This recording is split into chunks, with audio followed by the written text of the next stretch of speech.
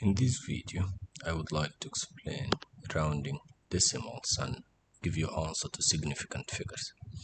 Many students in the IGCSE and SAT, they find the final answer, but then they stuck to round it to significant figures, for example, or one decimal place.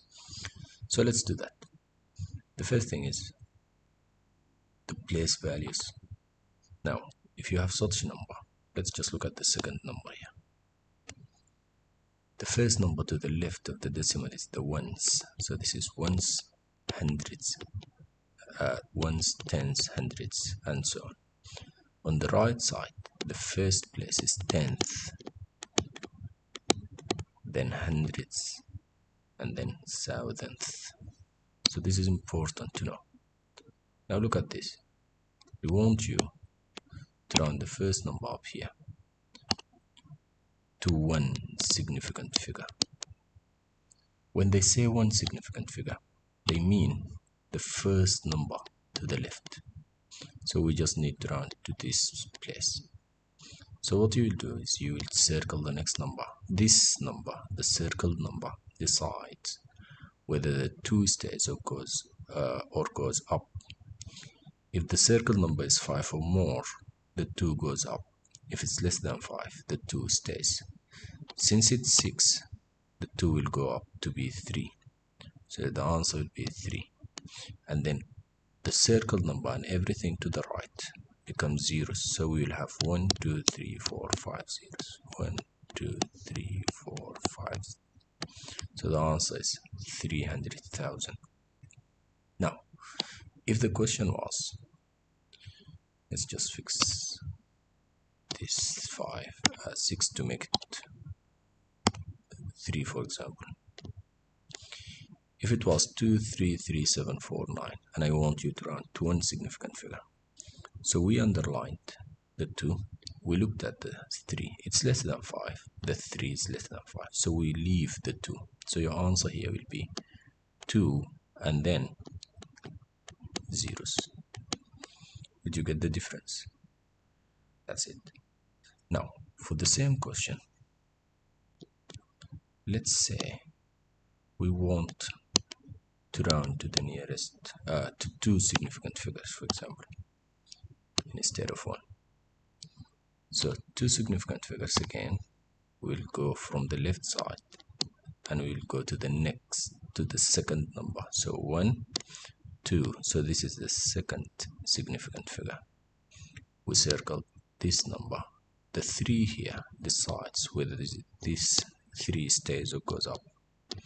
Since it's less than 5, this 3 stays. So the nice answer would be 2, 3, and the circle number and everything here becomes zeros. 1, 2, 3, 4 zeros. To understand it better, let's make this 3 to be 8. And again, I want you to round to 2 significant figures. So 1, we start from the left side. So 1, 2, we circle the third number. It's more than 5, so the 4 goes up. So your answer will be 2, 4, and then zeros. Did you get the difference? Now, this is mostly everything about rounding to significant figures. One important thing we need to know is if the question was 0.02387 and the question asks you to round to one significant figure. In such case, again, we will start on the left side. The first number is 0. If the first number is 0, just ignore it. Oh, the second number is also 0, so we ignore it. The first whole number we get is 2, so this is where we stop. So this is now our first significant figure. So who decides if the 2 stays or goes up? The next number, which is 3. Oh, the 3 is less than 5, so the 2 stays. So your answer would be 0.02. So to conclude, for the significant figures, if the first number is 0, you ignore it, you don't take it, you don't stop. You will continue until you find a number from 1 to 9. That's it for significant figures. Let's just do one more quick example. We want us to do around 0.00938 to two significant figures. So what I will do, I'll start from the left side. 0, we ignore it. 0, we ignore it. 0, we ignore it. Now the 9 is a whole number, so we will count. So this is our first, this is our second significant figure. So we circle the third number. Oh, the third number is more than 5, so the 3 goes up. So your answer would be 0.0094. Any questions on this? Ask in the comments. Now let's go to rounding decimals. It's just a piece of cake. Now, this number here, I want you to round to 1 decimal place. So 1 decimal place means the first number after the decimal, which is this nice 7 here.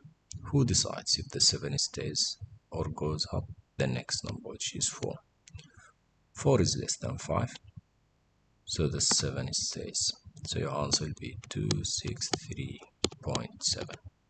If this 4 was 8, your answer is going to be 263.8, because 8 is more than 5, so we add 1 here. Did you get it?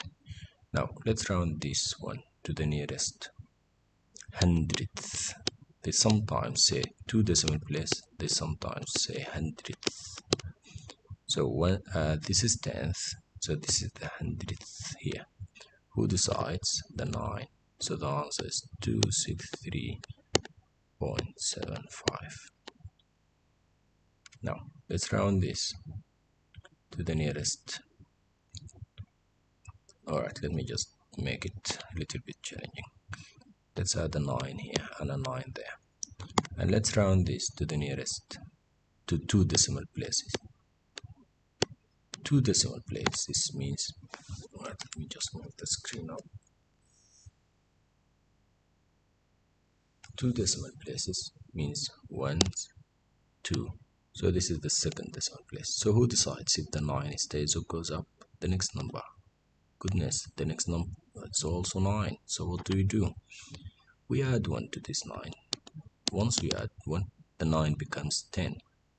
So we will keep the 0 here and we'll move the 1 there. So the answer will be 263.7.5, and this stays to be 0. That's it. Now it's your turn. Can you round this to 3 decimal places and comment your answer? Thank you for following. Bye bye.